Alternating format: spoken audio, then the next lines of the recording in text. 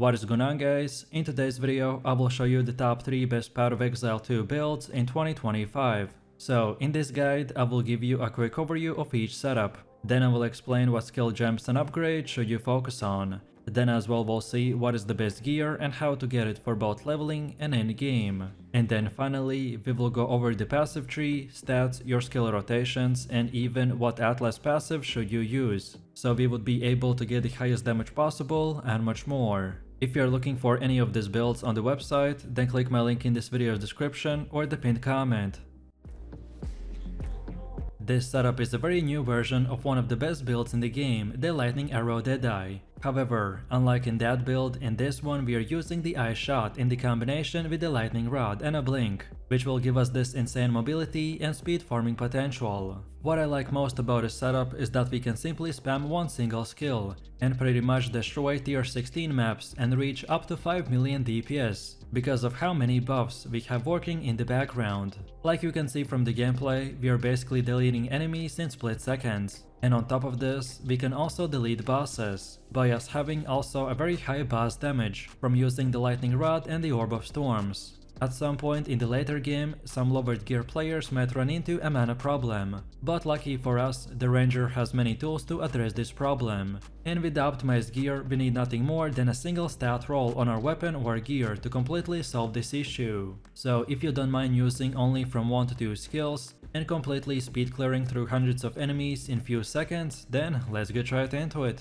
So let me show you the build, and for the main class I have chosen to go with the Ranger and our ascendancy is the Deadeye. Then for the first skill we have the Ice Shot with the support gems such as the Primal Armament, Martial Tempo, Cold Infusion, Ricochet and the Heft. Then second we get the Lightning Rod with a Scatter Shot, Concentrated Effect, Elemental Focus and the Close Combat. Then next we got the Orb of Storms with the Chain, Deep Freeze and the Fount of Mana. Next we have the Herald of the Thunder with the Execute and Elemental Focus. Next up we have the Herald of the Ice with the Long Shot, Cold Penetration, Magnified Effect and the Cold Mastery. Next we got Wind Dancer with the Cannibalism, Clarity and Herbalism. Next we have the Bow Shot with the Life Drain, Soul Thief, Wind Wave and the Blind. And finally for the last two we are using the Blink and the Mana Remnants with no support gems. Most of this setup is structured around using the Ice Shot and the Bow Shot to delete enemies in seconds, so we use gems and skills that will support and increase their size and damage, while the rest are powerful buffs and utility skills that usually get activated in the background.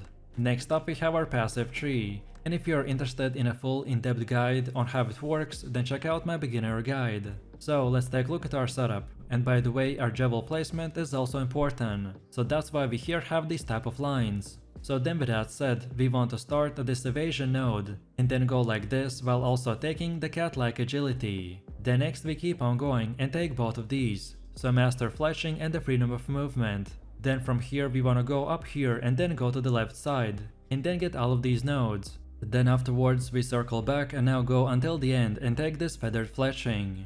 And from this point and onwards you can just unlock all the other nodes in whatever order you prefer.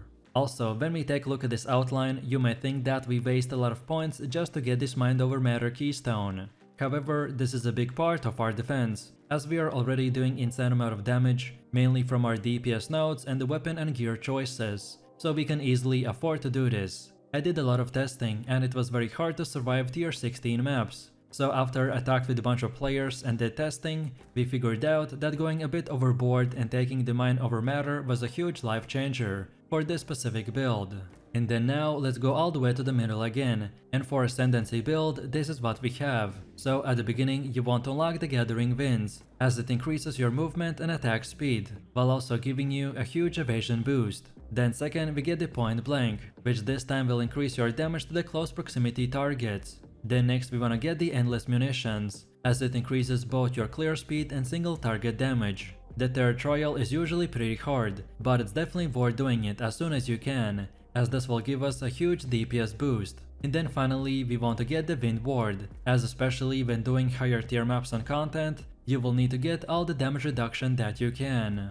Next up we have our Atlas passives, and the general idea behind this is to aim for bonus passives that spawn a lot of grouped up monsters, such as in expeditions or in rituals. So when we start we wanna first of all go to the right side and get all of these nodes, and then keep on going down until you get to this keystone called the Deadly Evolution. And then from this point and onwards you can unlock the rest of the nodes in whatever order you want. But then on top of this, we have even more passives. Which order in which you unlock them doesn't really matter, so again it's up to you. And this is how it should look like for the ritual.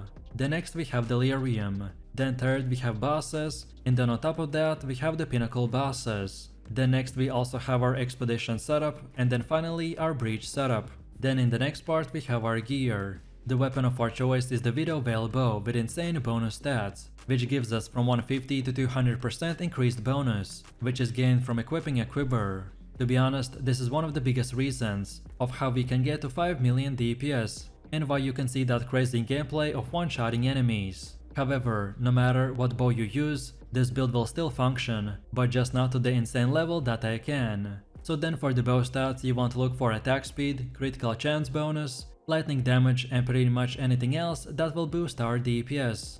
And then for our offhand we got the primed quiver, which this time is quite important. So with this we get increased attack speed, and for bonus stats we want to go with adds cold damage to attacks, more accuracy, increased projectile speed, plus levels to all projectile skills, even more increased attack speed and more to dexterity. Then for the helmet we have the Expert Hunter Hood with evasion, and for more we want even more evasion and increased evasion. Then also max mana and fire and cold resistance. Then for the chest we got the Queen of the Forest with evasion, and for its stats we get increased evasion, fire, cold and lightning resistance. Also we get increased movement speed per every 500 evasion. This is yet again the reason of why we build our evasion so high. However, again this is not required, so if you can afford this, then look for any other chest piece with similar stats. Then for the belt we have the utility belt with 20% quicker flask recovery, more evasion and max life, as well as fire and cold resistance. Then for gloves we got the Hand of the Wisdom and Action. Same thing applies, if you don't want it, then just get anything else. But if I would say to get at least one of these expensive items, then this would be the one, as because of these gloves we want to stack our intelligence or dexterity as high as possible. And then for bonus stats we want dexterity, intelligence, increased attack speed and adds lightning damage to attacks. Then for boots we're using the Expert Lizard Scale boots with evasion. And for bonus stats we get more evasion, cold and lightning resistance, as well as stun threshold. This is one of the only builds where we don't want movement speed on the boots, because our chest piece will give us movement speed from evasion, and at the same time disable any other movement speed modifier. In the endgame you will get more speed than any basic speed boots, so of course if you can then get this item, but if you can't then go with any basic chest, and then just pick the movement speed on the boots. Then for the first ring we got the ruby ring with the fire resistance, and for more we got evasion, max mana, intelligence and increased mana regeneration rate. While for the second one we have the prismatic ring, with percentage to all elemental resistances. And for more we got increased cold damage, max mana, intelligence and lightning and chaos resistance. And then finally for the amulet we got the crimson amulet with the life regen per second. And for more we want max energy shield, max life, max mana, intelligence, more to all elemental resistances and chaos resistance. No matter which gear you choose, just at least try to get 75% resistance cap on all 4 elements. This is a starter setup, which should be more of an example of what stats and prefixes to look for. And now finally, let's quickly take a look at how this build will work. And as you can see from the gameplay, this is one of the easiest and simplest builds in the game. So our main rotation is just to spam the ice shot and the bow shot for easy monster kills, which are most of our targets. But then specifically for bosses you can as well place down Orb of Storms, and then spam the ice shot and the lightning rod. This will give you a great buff and insane amount of shock lightning damage for single targets. And finally, if you're low geared and run into a mana problem, especially against bosses, then try to get one Javel with mana on kill, or mana on kill from the quiver. And as well, this might sound obvious, especially at the beginning, when you might not have yet unlocked mana on kill, but if you run out of mana then just simply cast less skills. And wait, you will be doing very high damage anyways, so casting few less skills won't really impact the gameplay that much. But it may reduce your mana consumption, especially if you're undergeared or underleveled. This setup's main focus is to lock down your enemies with quick freezes that last a long time. Even bosses are vulnerable to being frozen, and we can just lay down insane amount of DPS while they're stuck doing no damage. Your main gameplay loop will revolve around using the Ice Strike to close the gap between the enemies. Then drop the Tempest Belt to help you do more damage, and then activate your Charged Staff, Ice Strike and the Shattering Palm. If you're looking for the most powerful monk build that freezes and builds upon insane attack speed and cold damage, then this is the one for you. So let me show you the build, and for the main class I have chosen to go with the monk, and our ascendancy is the invoker. Then for the first skill we have the Ice Strike with support gems such as the Cold Infusion, Martial Tempo, Crescendo, Primal, Armament and Inspiration. Then second we got the Shattering Palm with Execute, Blind and the Ice Bite. Then next we got the Herald of the Ice with Magnified Effect, Cold Mastery and Elemental Focus. Next we have the Ghost Dance with the Fast Forward and Clarity. Next up we have the Charged Staff with the Perpetual Charge, Persistence and Maim. Then for one of the last ones we got the Unbound Avatar with Fire Mastery and the Lightning Mastery. Then next we have the Charge Infusion with no support gems. Next up we got the Tempest Belt with Rage, Heavy Swing, Glacianation and Overabundance. Then for one of the last ones we have the Wind Dancer with Culling Strike, Cannibalism and Vitality. And finally for the last one we are using the Combat Frenzy with Profusion and Precision. Most of the setup is structured around using the Ice Strike and the Tempest Belt to delete enemies in split seconds. So we use gems and skills that will support and increase their speed and damage, while the rest are powerful buffs and utility skills that usually get activated in the background. Next up we have our passive tree, and if you're interested in a full in-depth guide on how it works, then check out my beginner guide. So let's take a look at our setup, and we want to start at the skill speed node. Then go like this until we get these three, so Flow like Water, Mindful Awareness and the Step like Mist. Then next we keep continuing going like this, and take all of these, so the Flow State, Crashing Wave, then also Moment of Truth and finally the Conservative Casting. Next we move forwards until we are here, and then we take the Killer Instinct and the Tenfold Attacks. Then next we now take the left side and keep going until this half circle, while on our way taking all of these blue nodes, as well as the Resonance Keystone, and then stopping at this Deep Trance node. Then now we want to circle back a little, and keep going up top until we get to this Spectral Ward. Then afterwards we go till the end, and now take the right side, and then get all of these nodes that you can see right here. And then finally from this point and onwards you can unlock the rest of the nodes in whatever order you prefer.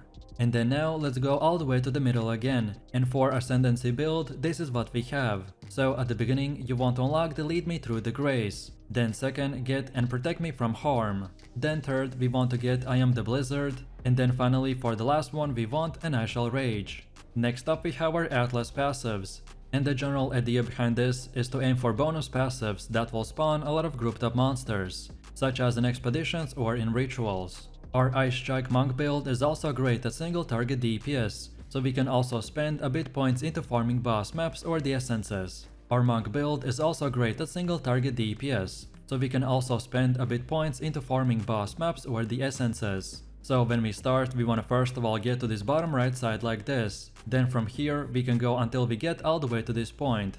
Then next we get back to the middle and this time take the bottom left side and get all of these passives until this circle. And then when all of these are done, then we go again to the middle and this time take the middle part and unlock the rest of the nodes in whatever order you prefer. Next we have our gear. The weapon of our choice is the Expert Slicing Quarterstaff with the bonus stats like the increased physical damage, adds more to physical damage, more accuracy, increased crit chance and attack speed. Then for the helmet we have the Expert Veiled Mask with evasion and energy shield. And for extras we want more increased evasion and energy shield. Then also max life and mana. And finally any type of resistance like fire or cold. Then for chest we have the Expert Scalper's Jacket with evasion and energy shield. And for more we want evasion rating, max energy shield, reduced attribute requirements and chaos resistance. Then for the belt we have the utility belt with 20% quicker flask recovery. And for bonus stats we want max life, cold and lightning resistance. Then for the gloves we got the advanced spiral warp with max life, evasion and energy shield, increased attack speed and fire and cold resistance. Then for boots we're using the Expert Frayed Shoes with evasion and energy shield. And for more we for sure want the increased movement speed, then also max life and mana, and if possible then lightning resistance. Then for our first and second ring we got the same one, so we are going with the Amethyst ring, as its base stat gives chaos resistance. And as chaos resistance is not that easy to get, so this is the best place to get free resistance. And then for more we want accuracy, more dexterity and more intelligence. And then finally for amulet we got the Azure amulet with increased mana regen. And for more we need accuracy, plus more levels to all spell skills and cold or lightning resistance. No matter which gear you choose, just at least try to get 75% resistance cap on all 4 elements. This is the starter setup, which should be more of an example of what stats and prefixes to look for. And now finally, let's quickly take a look at how this build will work, and I will show you 2 rotations. So first up we have a very basic rotation, which is meant to clear big monster groups and just weak enemies. So all that we want to do is use the Shattering Palm and then follow that up with the Ice Strikes. The Shattering Palm in this case will act as the first engage mobility tool and to increase our crit rate, so then we can simply spam the Ice Strikes and obliterate enemies in few seconds. Or then the second rotation we mainly use against single targets and bosses. So this time we want to start with using the Ice Strike 4 times. Then next we use the Tempest Belt. Then afterwards 4 more Ice Strikes. Then Charge Staff. Then again 1 more Tempest Belt. And now finally you can keep spamming the Ice Strikes as much as possible. The main idea behind this is to use the Tempest Belt as a buffing tool, because it gives us a lot of damage and some extra attack range buff. So then we can use our Ice Strikes and the Charge Staff as our main DPS skills. And then just rinse and repeat. This build is extremely powerful, so no matter what you do, if you build it right, then you will be doing crazy amount of damage numbers. But if you wanted to know the most optimized skill rotation, then here they are. This setup's main playstyle is built around using the Tree Dragon Mask, which will allow our Lightning Warp to build up Freeze in order to proc the cast on Freeze with the Lightning Conduit, which will do massive amounts of AoE damage due to the natural shocked ground which is provided by our Lightning Warp, Eldritch Battery and many more to increase our damage and convert all of our shields to mana. Our build will be very mana hungry, but because of our setup we are going to be easily fixing this problem and increasing our AoE damage at the same time. So let me show you the build, and for the main class I have chosen to go with the Sorceress, and our ascendancy is the Stormweaver. Then for the first skill we have the Lightning Warp with the support gems called the Overcharge, Lightning Exposure, Glacianation, Magnified Effect and Inspiration. Then second we got the Archmage with the Lightning Exposure. Then next we get the Ball Lightning with the Arcane Tempo, Unleash, Scatter Shot and Acceleration. Next we have the Lightning Conduit with the Elemental Focus, Ambush, Super Critical and Inevitable Critical. Next up we have the Conductivity with the Heightened Curse and the Persistence. Next we get the Mana Tempest with the Murderous Intent and Premeditation. Next we got Sigil of Power with no support gems. And finally for the last one we are using the Cast on Freeze with the Lightning Conduit, Impetus, Energy Retention and Shock Siphon. Most of this setup is structured around using the Lightning Warp and the Lightning Conduit to delete enemies in seconds, so we use gems and skills that will support and increase their duration and damage, while the rest are powerful buffs and utility skills that usually get activated in the background. Next up we have our passive tree, and if you are interested in a full in-depth guide on how it works, then check out my beginner guide. So let's take a look at our setup, and we want to start at this energy shield node, and then go like this while grabbing all of these. So pure energy, rapid recharge, mana blessing and the dampening shield. Then next we wanna go to right and get both of these, as well as getting the alternating current. Then from here we now wanna circle back a little, and keep going up until this point. And then now turn to left. Then next we keep going until we get to the keystone called the Mind Over Matter. And then also get most of these nodes called the Touch Arcane, All Natural and Desensitization. Next we wanna circle back a little to the point where we left off last time. And now again keep going until we get to the end, and now go to right. And then from here we can just unlock all the other nodes in whatever order you prefer. All of these nodes that we got are very useful, but the ones I mentioned have the top priority, as they're the most important to acquire early on in the game, to make our build functional, and then in the late game to make it even more powerful. And then now let's go all the way to the middle again, and for our Ascendancy build this is what we have. So at the beginning you want to unlock the Strike twice, then second get the Constant Gale, then third now we want to get the Force of Will, and then finally for the last one we want the Scoring Winds. Next up we have our Atlas passives, and the general idea behind this is to aim for bonus passives that spawn a lot of grouped up monsters. such as in expeditions or in rituals. So when we start, we wanna first of all go to the right side and get all of these nodes, and then keep going down until you get to this keystone called the Deadly Evolution. Then from here we circle back a little, and this time keep going up until we get to the second keystone called the Unstable Energies. And then from this point and onwards, you can unlock the rest of the nodes in whatever order you prefer. But then on top of this, we also have more passives. Which order you unlock them doesn't really matter, so again it's up to you. So this is how it should look like for the ritual. Then next we have the Delirium.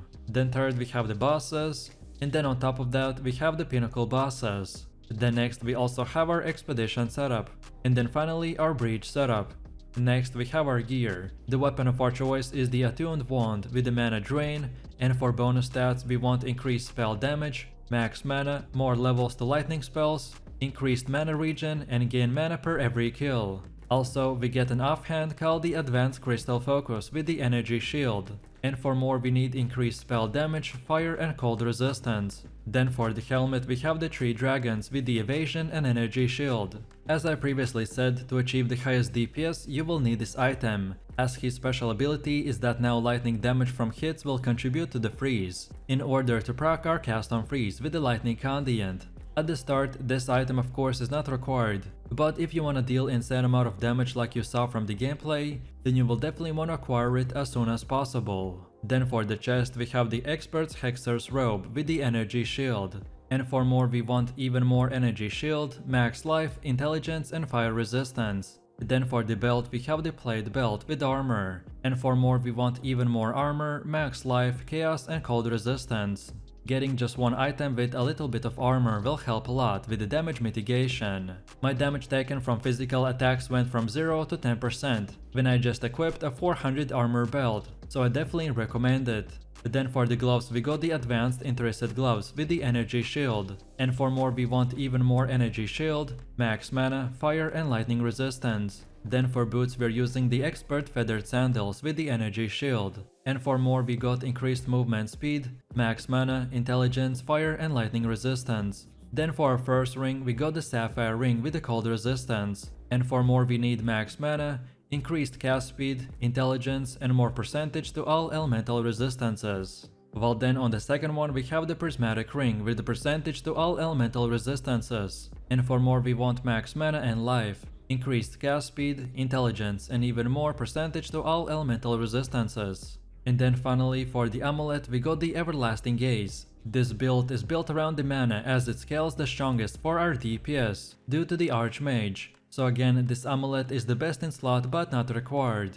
At the endgame you might run into a mana problem if you're low geared, but if you wanna infinitely cast the lightning without even losing mana, then this is the item for you. No matter what gear you choose, just at least try to get 75% resistance cap on all 4 elements. This is a starter setup, which should be more of an example of what stats and prefixes to look for. And now finally, let's quickly take a look at how this build will work. And I will give you 2 rotations. So first of all, for mapping and weak enemies, we want to build our Lightning Warp to build Freeze. So then we could proc our cast on Freeze with the Lightning Condiant. And therefore, our quick spammy rotation is just to use the Lightning Warp and the Ball Lightning, or perhaps the Lightning Condiant. And because of the cast on freeze buildup, we are going to be using just 1 or 2 skills, but at the same time activating even more in the background. And that is how we get so many projectiles at the same time.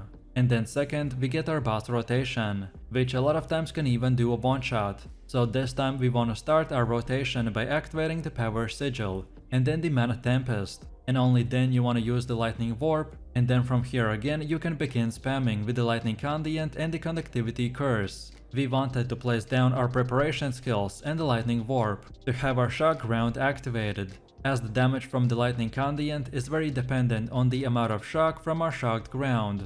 So let me know what you think about this build in the comments below. If you enjoyed this, then you definitely don't want to miss my top 3 best builds video, where I showed even more powerful builds. So click the screen now and I'll see you in the next one.